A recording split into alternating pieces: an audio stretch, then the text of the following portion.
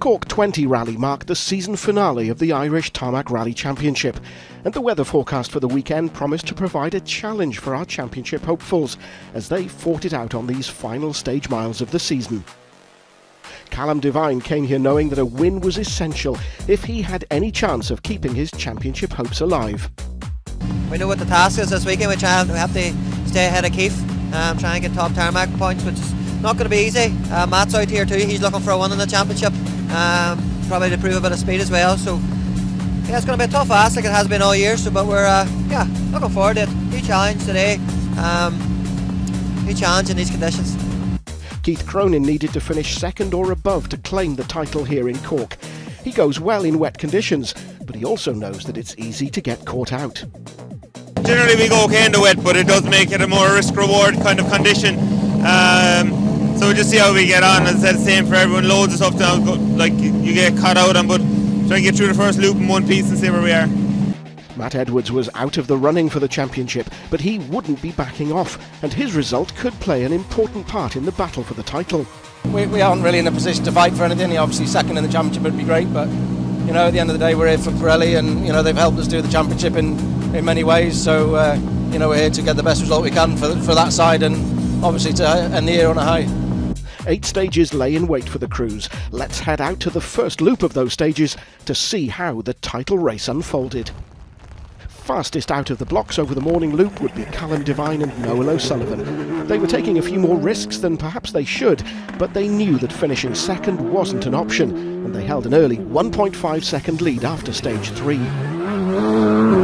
Very tricky. The first stage was probably the worst of a lot of them, and then really caught us a wee bit off guard the whole time, so we kind of driving them last 2 stages sort of blind, picking where the water might be, and yeah, look, as you say, just having to get back to service and try and it's hard, like just trying to keep your nose clean, like Killian. Keith Cronin and Mikey Galvin only needed second place to take the title. Anything less and it could hand the win to Devine, so they wouldn't be pushing for the event win, opting to play it safe and get to the finish. Despite not feeling fast, the pair would end the morning loop in that second place they needed. It's really difficult. Even though everything is working, the heating screen and everything, it still was getting fogged up, and there's just so much condensation in the car from all the water. But yeah, it's really tricky. Like, I feel like we're driving very carefully, but if you tried to up it, you'd probably go off. So far, Matt Edwards and David Moynihan weren't affecting the championship battle, lying in third place for now. But with a good feeling in the car, considering the conditions, they had the potential to turn that leaderboard on its head on the next loop of stages.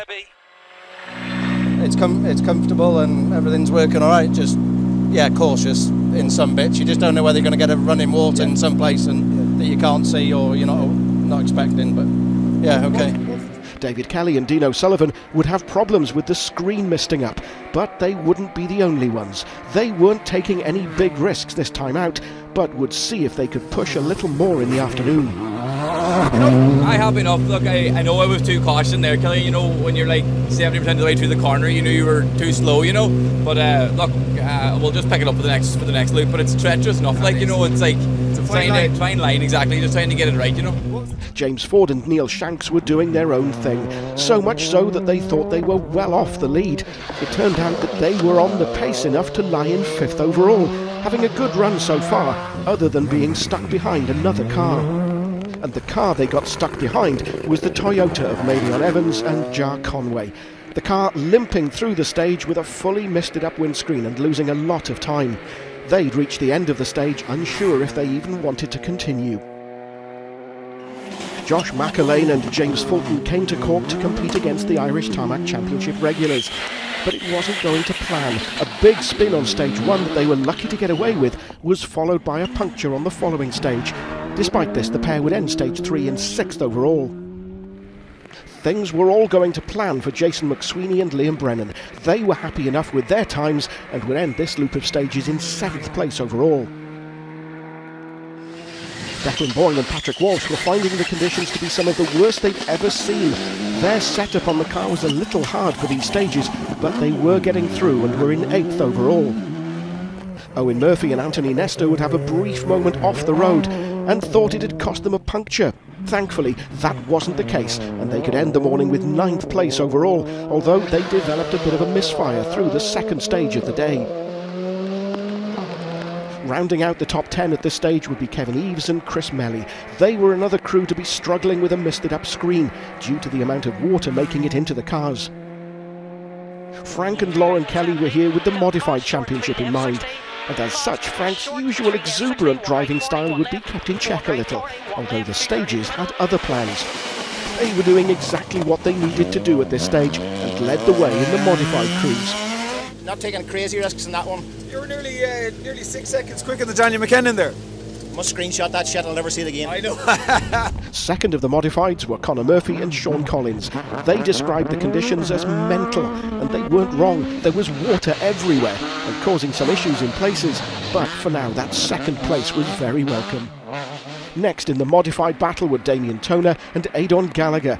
They would get a misfire in the third stage of the morning that would need some investigation as they headed back to service after the morning's loop, but for now it would be third in the Modifieds. The early leaders in the RC4 class were Keelan Grogan and Eden Sherlock, but that would come to an end on stage 2 when they put the car off the road and they dropped right down the order. So that left it up to Kyle McBride and Darren Mullen to lead the class, 11.2 seconds of an advantage by the end of stage 3. In second place in the class would be Aaron Brown and Derry Long. The Fiesta pair gaining some pace on the second and third stages, possibly feeling that the conditions were slightly better on those. For Johan Lloyd and Sean Williams, it would be third in that class, but it was close. The Welsh pair were only 9 seconds back from Brown and Long at this point. So, with the first loop of stages completed, the results at the top looked like this.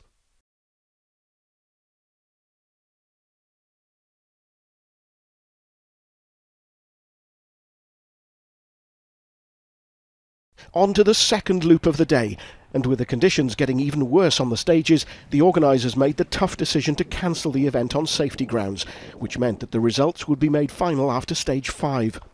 Before we take a look at how that decision affected the championship fight, let's check how the various classes had got on here on the now shortened Cork 20. Class 1 this weekend was won by Shane Collins and Denny O'Riordan. They would be the only ones left by the end of the event, but up until then it had been a close fight. In Class 2A it was Niall Furlong and Oisin Joyce in the Fiesta who took the top spot. They won by 16.4 seconds at the end of stage 5. Class 4 would have just the one finisher, so victory there went to John and Andy Hayes, who finished in 56th place overall. In Class 9 there would be just 2 classified finishers, but with second place there under Super Rally it was Timmy Foley and Ronald Riordan who took the win by almost 17 minutes at the finish. Just the one finisher in Class 10, so Frank Hurley and Adrian Phelan took the class win in 98th place overall. Class 11F would have a few more crews, and a good battle too, with the win eventually going to James Bradley and David Byrne in their Civic, with a margin of 31 seconds at the finish. In the 11R class it was a similar story, with Kenneth Quirk and Breed Murphy taking the class win by 20 seconds. Class 12 saw the escort of Tommy Mason and Paul McGlinchey coming out on top. A good run for the pair saw them taking 34th place overall as well. For Paul Purtill and Paul Kelly, it would be the top step in the Class 13 results, finishing in a fantastic 19th place overall as well. In Class 15, it would be victory for Aidan Jackson and Jared Gill in the Mitsubishi. They took the win in the class by 39 seconds. Class 17 would have just the one finisher, and it would be John Mead and Owen Mulcahy in their Peugeot 205 who took the win there. It was a similar story in Class 20, with Morgan Dempsey and Garrett Burke in the Evo being the only ones reaching the finish in that class this weekend. The weekend also saw the junior crews in action, and there was some great driving from the crews in these conditions, with third place at the end of the event going to Catherine Walsh and Angie Mishnievich, but the pair had found the conditions to be the hardest they've done so far. Aquaplaning was the issue for Barry McIntyre and Brian Keohan, and they weren't going to be the only ones affected, but they kept clear heads and got to the finish with second place in the juniors. Taking the win were Darragh Walsh and Gary Lombard. They felt like they were passengers at times, but they got through the event in one piece and managed to open up a lead of 39 seconds by the finish. In the historic category, it would be a third-place finish for Walter Dick and Maeve Griffin. The Escort pair also took the Class 19 win in that position too. Second place in the category went to Phil Rogers and Sean Jones, but they were only 14 seconds clear by the end of the event, so it was a close fight for second this weekend. Taking the win were Neil Williams and Anthony O'Sullivan. A good run from the pair saw them with a comfortable lead by the time the results were declared final. There wouldn't be any change in the RC4 class by the end of the shortened event. Johan Lloyd and Sean Williams were just managing the conditions and getting through, and they kept hold of their third place. The same could be said for Aaron Brown and Derry Long as well. They maintained their second place to the finish, just 5.8 seconds ahead of Lloyd. But taking the win would be Kyle McBride and Dara Mullen, so a good event for the pair as they finished with a 19-second advantage at the end.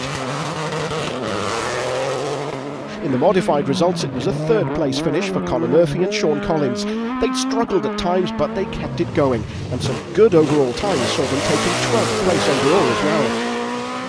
Just ahead on the overall results were Daniel McKenna and Andrew Grennan. They were driving safely, braking early and taking few chances, but that seemed to be the key, as the pair took second in the modifieds and 11th overall.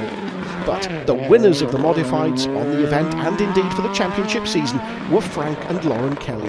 They weren't worried what was happening around them, just doing what they needed to do and getting through the stages to take a well-deserved win. And the pair would likely be glad to get back on an event where sideways was their own choice and not that of the weather. Frank, horrendous conditions, but it's been a dream event for you. You've led from the go, you've got the two-wheel drive modified victory, and you've also took the championship. It seems like a dream sequence I'm going through now. I hope nobody wakes me up. I can't get over that. We had a game plan. I don't normally come in with a game plan to any rally, but we knew that the weather was coming in. We did a lot of work on the notes. Lauren has brought things on massively for me with she knows how little attention span I have, and she can put stuff in that means a lot. You know, that one word that means 5 different phrases. To get the thing together, so it just worked. Chiara was fantastic. Tyres worked fierce well. Club put on an amazing event. I can't recommend this club enough and bum them up enough. We're blessed with the amount of good clubs we have in this country, but these guys lead the way, and for this to happen them and the rally have to be pulled, it was the right choice. But I'd been happy enough to be it on. Perfect. Lauren, it must be extra special, obviously, to take the win here, but to take the championship alongside your dad. Yeah, I already had the Navigators Championship wrapped up, but it wouldn't be the same if we weren't both there at the prize given in first place. So delighted it's my first overall championship win. Never thought, you know, we just signed up earlier in the year because we thought, well, we'll be doing West Cork, we'll do Donegal, and we'll see what way it shakes out. Now, after our accident in West Cork and missing the circuit, it's hard to believe we're standing here now, the overall winners of the championship. Just goes to show it's never over till it's over. So you'll be back to defend the title, I take it? No, it is her first and my last.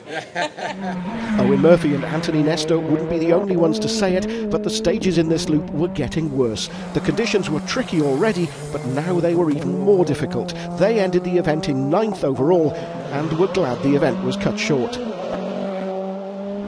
For Kevin Eves and Chris Melly, it was 8th overall, the pair not more than a few seconds from many of the crews around them on the results.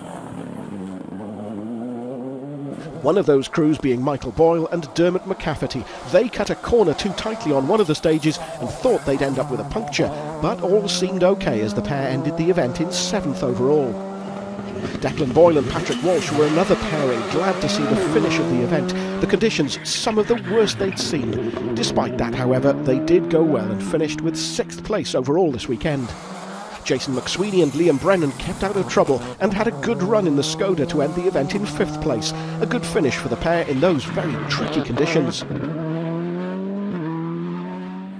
Josh McAlane and James Fulton would cause a little cosmetic damage to the car when they ran wide on the last chicane on stage 4, but apart from that the afternoon went to plan for the pair, taking 4th place. But without the morning's issues, it could have been a podium finish. The feeling in the car was good for Matt Edwards and David Moynihan, but there was no denying that the stages were getting worse. They didn't get in the way of the championship battle and took third place this weekend in the Fiesta. It's getting too dangerous, isn't it? Yeah. So, what about that championship battle? Well, all Keith Cronin and Mikey Galvin had to do was finish in second place or above, and that's exactly what they did. They just got on with a pace they felt safe at, and it paid off. Second place this weekend, but the #1 spot in the Irish Tarmac Rally Championship for 2024. Despite their best efforts and doing everything that they could, it wouldn't be the win in the championship for Callum Devine and Noel O'Sullivan this year. But they did take the event win this weekend, which was a great result in those conditions and showed that they still have the pace when it matters. Callum, another victory. This one's a bit different. Yeah, look, yeah, good victory for us. The weather today was absolutely atrocious. First of all, fair play to all the marshals and the motor club for putting up with that weather and getting it to this point, but it was the right call probably to stop it. But yeah, look, we done all we could do for ourselves. We knew we had to come here and try and get top points, and yeah, we done that today. Proved a bit of speed, and yeah, Keith was second and ended up, which he drove well too. Anything could have happened, so that's the way it goes sometimes. So. Before we hear from our 2024 champions at the end of a tough event, here's a reminder of those final overall results.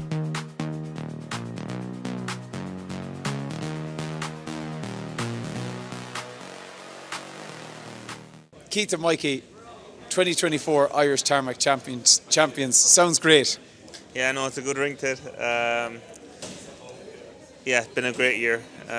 Great championship this year. There's been some big battles, and to come out with the win is fantastic. I think it could be any one of the three of us, really, myself, Callum and Matt, but to get the win in such a close competition was great. It even showed it today, like conditions were so tricky and you were still finishing stages on the same second. Yeah, no, it's been that tight all year. A lot of it probably came down to mistakes and who got away with the mistakes. That's literally probably what it came down to.